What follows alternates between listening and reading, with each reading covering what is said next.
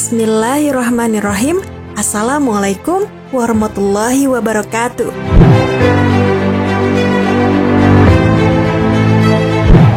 Sahabat Muslim, Bilal bin Rabah radhiyallahu anhu merupakan sahabat yang namanya tetap abadi dalam ingatan umat Muslim sebagai muadzin pertama dalam Islam. Bukan tanpa alasan, Rasulullah SAW menugaskan Bilal bin Rabah radhiyallahu anhu untuk mengumandangkan azan. Tugas mulia ini didapatkan berkat keteguhan iman beliau radhiyallahu anhu kepada Allah Subhanahu wa taala, juga karena suara merdunya yang mampu membuat orang tergugah segera sholat. Bilal bin Rabah radhiyallahu anhu adalah salah satu sahabat yang sangat mencintai Rasulullah SAW. Sampai suatu ketika Rasulullah SAW wafat, Bilal bin Rabah sangat merasakan kepedihan ditinggal kekasih Allah untuk selama-lamanya. Bahkan ia berhenti mengumandangkan azan setelah kepergian baginda Nabi SAW. Karena saat mengumandangkan azan, tiba-tiba kenangannya bersama Rasulullah berkelabat tanpa ia bisa membendungnya. Lantas, bagaimanakah kisah azan terakhir Bilal bin Rabah radhiyallahu anhu setelah wafatnya Rasulullah SAW? Berikut ini kisahnya. Simak terus video ini. Namun sebelum lanjut ke videonya, silahkan tekan tombol subscribe dan tombol lonceng di bawah ini sebagai bentuk dukungan kalian agar channel ini tetap terus menyebarkan informasi seputar Islam.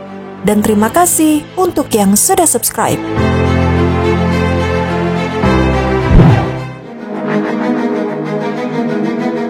Sahabat Muslim, Bilal bin Rabah al-Habsyi radhiyallahu anhu adalah seorang sahabat yang mulia. Beliau radhiyallahu anhu seorang budak yang sangat terkenal dalam sejarah Islam karena kisahnya yang sangat menarik mempertahankan akidah Islam. Sebuah kisah yang tidak akan pernah membosankan, walaupun terus diulang-ulang sepanjang zaman. Kisah perjuangannya dalam mempertahankan imannya sangat menyayat hati kita semua. Beliau radhiyallahu anhu harus rela menerima siksaan demi siksaan dari sang majikan agar ia mau meninggalkan agama Islam yang sudah diyakininya. Namun, ia juga sebagaimana kaum muslimin yang lemah lainnya, tetap sabar menghadapi ujian di jalan Allah itu dengan kesabaran yang jarang sanggup ditunjukkan oleh siapapun. Awal mula kumandang azan memiliki kisah tersendiri yang akan membuat hati orang beriman tersentuh tatkala mengetahuinya. Berikut penuturan Ibnu Ishaq. Setelah Rasulullah hijrah ke Madinah, Rasulullah SAW mendapatkan ketenangan sewaktu tinggal di Madinah. Saudara-saudara seiman beliau, baik dari kalangan muhajirin maupun ansor, juga hidup rukun. Hukum-hukum Allah pun ditegakkan secara adil, dan perkara-perkara yang halal dan haram diindahkan seiring dengan penerapan syariatnya, sehingga kedudukan Islam menjadi stabil. Kaum muslim selalu berkumpul di sisi Rasulullah SAW setiap akan melaksanakan sholat 5 waktu, tanpa adanya seruan untuk sholat. Lalu diusulkan kepada beliau agar menjadikan trompet seperti trompet orang Yahudi sebagai penyeru sholat. Tetapi karena tidak menyukainya, beliau meminta dibawakan lonceng yang akan dibunyikan pada waktu-waktu sholat. Itulah ketetapan beliau sebelum Abdullah bin Zaid bin Sa'labah bin Abdurrabbih, saudara Balharits bin Khazraj datang. Abdullah menceritakan mimpi perihal cara menyerukan sholat. "Wahai Rasulullah, semalam aku melihat seorang laki-laki yang mengenakan 2 baju berwarna hijau lewat sambil membawa lonceng. Aku bertanya, 'Hamba Allah, apakah kamu hendak menjual lonceng itu?' Dia balik bertanya, 'Apa yang akan kamu perbuat dengan lonceng ini?' Aku menjawab, 'Akan kami gunakan sebagai penyeru sholat.' Maka dia menawarkan, 'Maukah aku tunjukkan kepadamu sesuatu yang lebih baik daripadanya?' Aku meminta penjelasan, 'Apa maksudmu?' Dia pun menyatakan, 'Ucapkanlah, Allahu Akbar, Allahu Akbar, Allahu Akbar, Allahu Akbar. Asyhadu an la ilaha illallah, asyhadu an la ilaha illallah. Asyhadu anna Muhammadar Rasulullah, asyhadu anna Muhammadar Rasulullah. Hayya 'alas shalah, hayya 'alas shalah, hayya 'alal falah, hayya 'alal falah. Allahu Akbar, Allahu Akbar, la ilaha illallah." Setelah Abdullah memberitahukan mimpi tersebut, Rasulullah berkomentar, "Ini adalah mimpi yang benar, insya Allah. Temuilah Bilal dan sampaikanlah hal tersebut agar dia mengumandangkan azan dengan kalimat-kalimat tadi. Sesungguhnya suara Bilal lebih lantang daripada suaramu." Maka Bilal mengumandangkan azan dengan lafaz demikian. Umar bin Al-Khattab mendengar dari rumahnya, lantas bergegas menemui Rasulullah.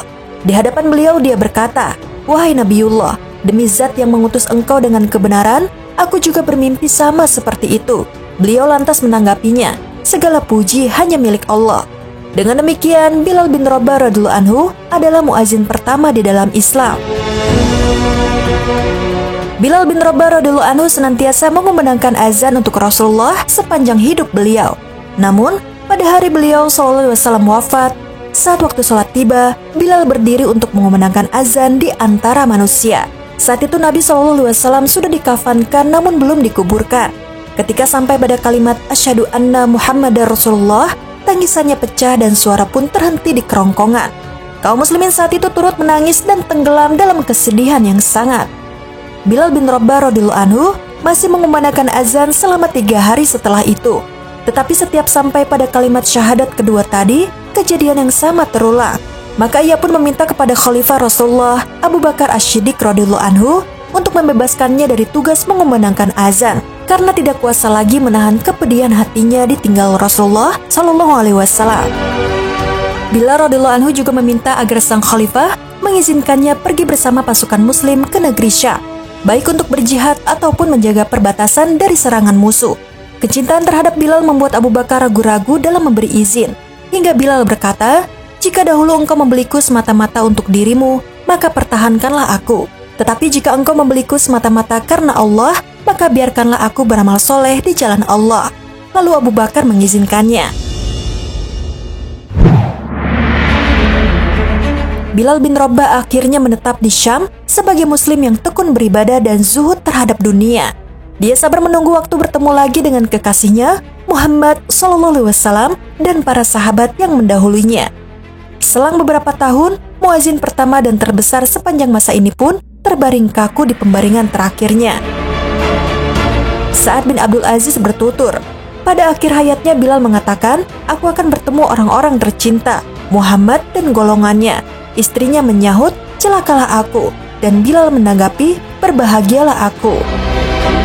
Bilal bin Rabah radhiyallahu anhu pun menghembuskan nafas terakhir, sementara Allah berkehendak mengabadikan namanya bagi penghuni alam semesta. Adapun derajatnya di akhirat adalah surga yang penuh kenikmatan. Masya Allah.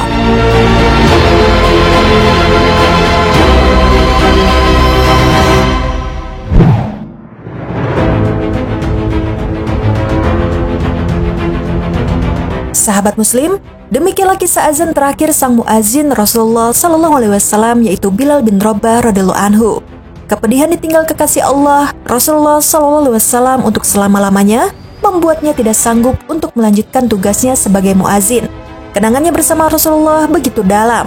Ia teringat bagaimana Rasulullah memuliakannya di saat ia selalu terhina hanya karena ia adalah seorang budak dari Afrika. Sungguh kisah yang sangat luar biasa untuk kita semua. Semoga kita bisa mengambil hikmah dan pelajaran dari kisah ini. Semoga Allah Subhanahu wa Ta'ala meridhoi Bilal bin Rabah radhiyallahu anhu dan seluruh sahabat lainnya. Amin ya rabbal alamin. Sekian video kali ini. Wassalamualaikum warahmatullahi wabarakatuh.